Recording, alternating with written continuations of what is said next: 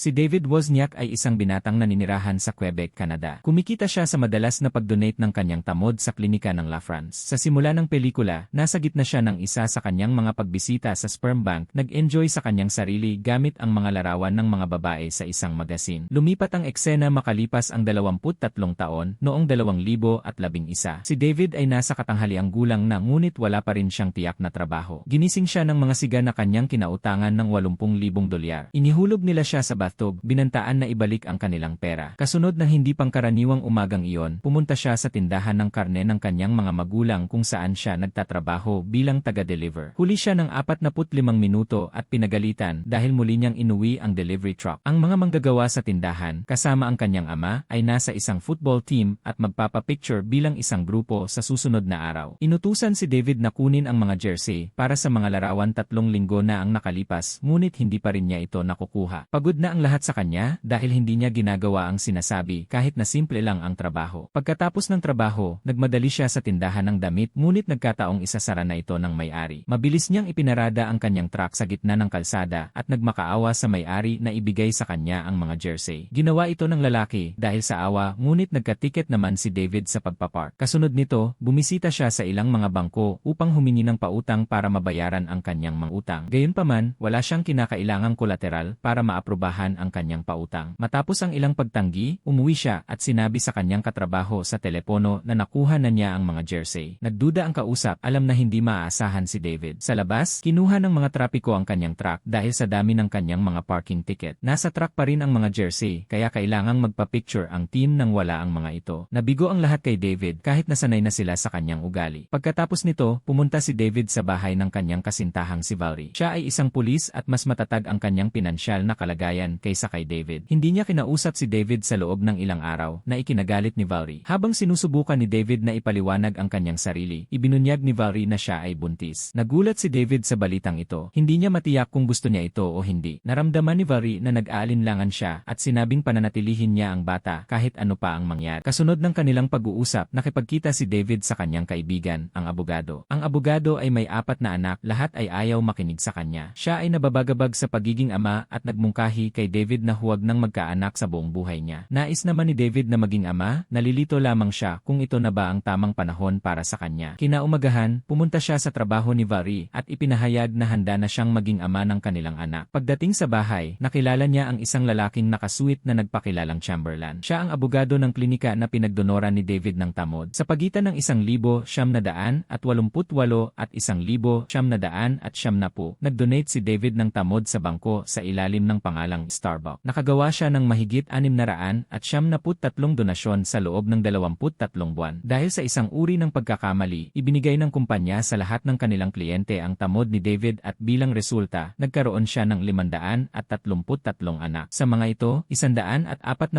ang gustong malaman ang kanyang pagkakakilanlan. Ngunit, bago ang bawat donasyon, pumirma si David ng isang kasunduan sa pagiging kumpidensyal. Ayon dito, hindi pinapayagan ang klinika na ibahagi ang kanyang personal na impormasyon. Kaya naman, ang 142 anak na gustong makilala ang kanilang ama ay nagsampa ng kaso laban sa kumpanya at sa kanilang probisyon ng pagiging kumpidensyal upang mabigyan sila ng impormasyon tungkol kay David. Nang marinig ang lahat ng ito, nagpanik si David at paulit-ulit na sinabing hindi siya si Starbucks. Pagkatapos ng engkwentrong iyon, pinuntahan niya ang kanyang kaibigang abogado at ikinuwento ang tungkol sa bagay na ito. Gusto ng abogado na magsampa siya ng kontra-demand laban sa klinika at kumita ng pera ngunit tumanggi si David. Isinulat ng abogado ang lahat ng impormasyon tungkol sa pamamaraan ng donasyon ng tamod at ibinigay kay David ang isang sobre na may impormasyon tungkol sa lahat ng kanyang mga anak. Kinaumagahan, nagpasya si David na tingnan ang isang papel sa loob ng sobre dahil sa pag-usisa. Ang papel na kanyang hinugot ay may impormasyon tungkol sa isang batikang manlalaro ng football, si Ricardo Donatelli. Napagtanto ni David na siya ang ama ng isa sa kanyang mga paboritong manlalaro at nagmadaling sabihin ito sa abogado. Pumunta sila sa laro ni Ricardo at nag-cheer para sa kanya. Ngayong alam na ni David na ang manlalaro ay kanyang anak, ipinagmalaki niya ang kanyang mga gene. Sa una, nagpasya siyang huwag makialam sa buhay ng kanyang mga anak ngunit nanaig ang kanyang pag-usisa. Kinabukasan, hinugot niya ang pangalawang papel at nakilala si Ten, ang kanyang anak na nagtatrabaho sa isang restaurant. Pumunta si David sa nasabing restaurant at nakita si Ten na nakikipagtalo sa isang tao sa telepono. Lumalabas na siya ay isang naghihirap na aktor na kakapalampas lamang ng pagkakataong mag-audition para sa isang malaking papel dahil siya ay nagtatrabaho. Inalok ni David na siya na ang humawak sa lugar habang si Tien ay pumunta sa audition. Naniwala si Tien na siya ay isang magnanakaw na naghahanap ng taktika upang nakawin ang kanilang tindahan. Ngunit nang inalok ang delivery truck upang pumunta sa audition, pumayag siya. Makalipas ang ilang sandali, dumating ang may-ari ng restaurant at sinabi kay David na tatanggalin niya si Tien. Lumipas ang mga oras nang sa wakas ay bumalik si Tien at sinabing nakuha niya ang papel. Natuwa si David na nagawa niyang gumawa ng pagbabago sa buhay ng kanyang anak. Sa gabi, kinuha niya ang ikatlong papel at nalaman ang tungkol sa kanyang anak na si Julie. Pumunta siya sa kanyang lugar bilang isang taga-deliver ng pizza at nakita siyang sumisigaw sa isang tao sa telepono. Habang nasa bahay pa siya, ikinulong ni Julie ang sarili sa isang kwarto at nag-overdose sa isang gamot. Mabilis na dinala ni David si Julie sa ospital. Kinabukasan, ipinadala si Julie sa isang rehabilitation center kung saan inakala ng mga tao na siya ang kanyang ama. Hindi isiniwalat ni Julie ang katotohanan dahil gusto niyang pirmahan ni David ang mga papeles para sa kanyang paglabas bilang kanyang ama upang siya ay makalaya. Kinonsulta ni David ang doktor at sinubukang kumbinsihin si Julie na manatili sa rehab. Ngunit nangako ang dalaga na magiging mas maayos siya sa labas dahil nakuha niya ang kanyang pangarap na trabaho kahapon lamang at ayaw niyang mawala ito. Sa huli, nagpa siya si David na palayain siya. Kinaumagahan, pumunta siya sa kanyang pinagtatrabahuan at nakita na nagsimula na siya sa trabaho tulad ng kanyang pangako. Pag-uwi, inipit niya sa dingding ang mga papel na may impormasyon ng kanyang mga anak at isa-isang pinuntahan ang mga ito. Ang ilan sa kanila ay lumaki na bilang mga nail technician, musikero, lifeguard, tour guide at iba pa. Nakilala niya silang lahat at ginawa ang lahat upang matulungan sila kung kailangan nila ito. Isang araw, binisita siya ni Valerie sa tindahan at hiniling na sumama siya sa kanya sa doktor. Pagkatapos ng appointment sa doktor, pumunta sila sa isang parke at pinanood ang mga batang naglalaro. Natatakot si Valerie sa kanyang pagbubuntis at iniisip na hindi pa siya handang maging ina. Si David naman, nangakong magiging pinakamahusay na ama at inaliw siya. Kinabukasan, nalaman niya na ang isa sa kanyang mga anak na nagngangalang Rafael ay may kapansanan. Pumunta siya sa tahanan ng mga may kapansanan at kinakabahang kinausap ang kanyang anak. Napagtanto ni Rafael na may tao sa paligid ngunit hindi siya makapagsalita o tumugon dahil sa kanyang kapansanan. Ginugol ni David ang araw na kinakausap siya kahit na hindi siya makasagot. Pinakain din niya si Rafael sa oras ng tanghalian. Kinabukasan, habang sinusundan ang kanyang isa pang anak, napunta si David sa isang pulong na inorganisa ng lahat ng mga anak na ipinanganak dahil kay Starbuck. Nang makita ang lahat ng kanyang mga supling sa isang lugar, nabigla si David at hindi sinasadyang tumayo. Bigla siyang binigyan ng mikropono at hiniling na magsalita. Sinabi ni David sa kanila na mahal niya sila at nagbigay ng taos-pusong talumpati tungkol sa pagiging magkakapatid nilang lahat. Pagkatapos ng programa, nakilala niya sina Julia, Tien, at iba pang mga anak na kanyang natulungan. Upang itago ang kanyang pagkakakilanlan, nagpanggap siyang ampon na ama ni Rafael. Ang mga bata ay bumuo ng isang uri ng komunidad at nagsimulang makipag-ugnayan sa isa't isa bilang mga kapatid sa ama. Pag-uwi ni David noong araw na yon, muli siyang inihulog sa bathtub ng mga siga na kanyang kinautangan. Sa gabi, ang isa sa kanyang mga anak na si Anthony, na kahit papaano ay nalaman ang kanyang pagkakakilanlan, ay pumunta sa kanyang bahay. Sinabi niya na hindi niya nais na ibunyag ang pagkakakilanlan ni David sa mga tao at naghahanap lamang na gumugol ng ilang araw kasama ang kanyang biolohikal na ama. Pumayag si David na manatili siya sa bahay. Pumunta sila ni Valerie sa bahay ng kanyang mga magulang para sa hapunan noong araw na yon. Habang nagkukwentuhan ang mga nasa hapag, ikinuwento ng ama ni David ang tungkol sa pagkakataong binilhan niya sila ng mga tiket papuntang Italia. Lumalabas na hindi nagkaroon ng pagkakataon ang kanyang mga magulang na mag-honeymoon kaya ginamit ni David ang lahat ng perang nakolekta niya mula sa pag-donate ng tamod upang dalhin sila sa bakasyon. Bagaman walang nakakaalam kung saan niya nakuha ang pera, pinuri nila ang kanyang pagiging mapag-isip. Tiningnan ni Valerie si David ng iba matapos malaman kung ano ang ginawa niya para sa kanyang pamilya. Pagkatapos, sina David at Anthony ay magkasamang nag-practice ng football at nag-enjoy sa isang araw ng mag-ama. Maayos ang araw hanggang sa banggitin ni David na kailangan niyang asikasuhin ang kanyang tunay na pamilya ngayong buntis na si Valerie. Kinabukasan, nag-organisa ng piknik ang mga anak ni David. Nagkantahan, sumayaw, kumain ng sama-sama, at lubos na naging masaya bilang magkakapatid. Gayunpaman, sa araw pagkatapos ng kaganapan, nahuli ng media ang kwento ni Starbuck. Bagaman hindi sinasadya ng mga bata na siraan si Starbuck, ipininta siya ng media bilang isang pervert na ginamit ang kanyang sexualidad upang kumita ng pera. Nang tanungin ni David si Valerie kung ano ang iniisip niya tungkol kay Starbuck, sinabi niya na ito ay katulad ng isang puta. Nagkaroon sila ng pagtatalo tungkol sa isyong ito. Isang araw, bago ang isang football practice, pinag-uusapan ng team si Starbuck. Lahat ng mga kasamahan ni David ay iniisip na siya ay isang creep at isang pervert. Tinanong siya ng kanyang kapatid kung nag-donate na ba siya, ngunit itinanggi ni David na gumawa ng anumang bagay na ganoon. Lumala ang usapan nang ipagpalagay nilang nagsisinungaling siya. Muntik nang atakihin ni David ang kanyang kapatid at kailangang pigilan ng iba. Nang gabing iyon, ipinaalam sa kanya na ang mga siga na kinautangan niya ay binantaan ang kanyang ama at sinubukan siyang lunurin sa bathtub. Kung hindi niya mabayaran ang mga utang sa lalong madaling panahon, ang buong pamilya niya ang magdurusa. Kaya naman, pumunta si David sa abogado at sinabing magsasampa siya ng kontra-demanda laban sa klinika dahil sa hindi etikal na paggamit ng kanyang tamod. Umaasa siyang matapos manalo sa kaso, bibigyan siya ng klinika ng kabayarang pera. Natuwa ang abogado na sa wakas ay nakakuha ng malaking kaso na magdadala sa kanya ng katanyagan kung mananalo siya. Sa mga sumunod na araw, nagsumikap silang bumuo ng isang matibay na kaso. Sa gabi bago ang desisyon, naglaro sila ng football sa malakas na ulan upang maibsan ang stress. Sa wakas ay inihayag ng hukom na si Starbuck ay may ganap na karapatan sa kanyang pagiging anonimo, nangangahulugang hindi makikita ng mga bata ang kanilang biolohikal na ama maliban kung nais niyang magpakita ng kusa. Si David ay may karapatan din na makatanggap ng kabuang $200,000 para sa mga pinsala at interes. Ipinagdiwang ni David ang panalo mula sa kanyang bahay, habang ang abogado ay dinumog ng mga mamamahayag, binabati siya sa panalo. Ipinahayag niya ang kanyang pasasalamat sa kanyang ina, mga anak at hindi sinasadyang sinabi rin niyang nagpapasalamat siya kay David. Nang tanungin ng mga mamamahayag kung sino si David, sinabi niya na siya ang kanyang kasintahan. Kinapanayam din ang mga bata tungkol sa kanilang mga saloobin at opinyon tungkol kay Starbuck. Sinabi nila na kahit na gusto nilang makita ang kanilang ama, naiintindihan nila kung nais niyang ipagpatuloy ang kanyang normal na pamumuhay. Ipinahayag din nila na si Starbuck ay hindi isang siraulo o pervert na ipinipinta ng media. Sa katunayan, iniisip ng mga bata na siya ay isang mabuting tao na nagbigay sa kanila ng buhay at pagkakataong maging masaya. Pinanood ni David ang panayam, nagsisisi na hindi siya maaaring maging ama sa lahat ng kanyang biolohikal na mga anak. Gusto niyang makilala sila bilang kanilang ama, ngunit natatakot siyang hindi niya makuha ang kabayarang pera kung gagawin niya ito. Nakipagkita siya sa abogado na nagkumpirma na ang paglabas bilang Starbuck ay isang malaking panganib. Pag-uwi noong araw na yon, nakita ni David ang kanyang ama na naghihintay sa kusina. Habang nagkukwentuhan sila, sinabi ni David sa kanya na siya si Starbuck. Hindi tulad ng kanyang inaasahan, ang kanyang ama ay hindi nabigo o nalungkot. Sa katunayan, pinayuhan niya si David na sabihin ang totoo sa lahat. Ibinigay din niya sa kanyang anak ang $80,000 bilang kanyang bahagi sa mana mula sa tindahan na karne. Ngayong may sapat na pera si David upang mabayaran ang kanyang mga utang, nag-email siya sa lahat ng kanyang mga anak tungkol sa kanyang tunay na pagkakakilanlan. Nang gabing iyon, na-preterm labor si Valerie at nanganak ng isang malusog na sanggol na lalaki. Ang ama ni David, mga kapatid at marami sa kanyang mga anak ay pumunta sa ospital upang batiin siya. Nagsama-sama sila sa isang malaking grupo na yakapan. Sinabi ni David kay Valerie na siya si Starbuck. Nagulat siya sa una ngunit sa huli ay tinanggap siya kung sino siya. Nakatanggap ang sanggol ng maraming regalo mula sa lahat ng kanyang mga kapatid sa ama. Sa huli, makikita natin sina David at ang mga bata sa isang subway. Sinusuportahan ang isa sa kanilang mga kapatid na isang mang-aawit. Mag-subscribe para sa higit pang mga video tulad nito, i-on ang notification at mag-iwan ng like upang matulungan ang channel. Salamat sa panonood.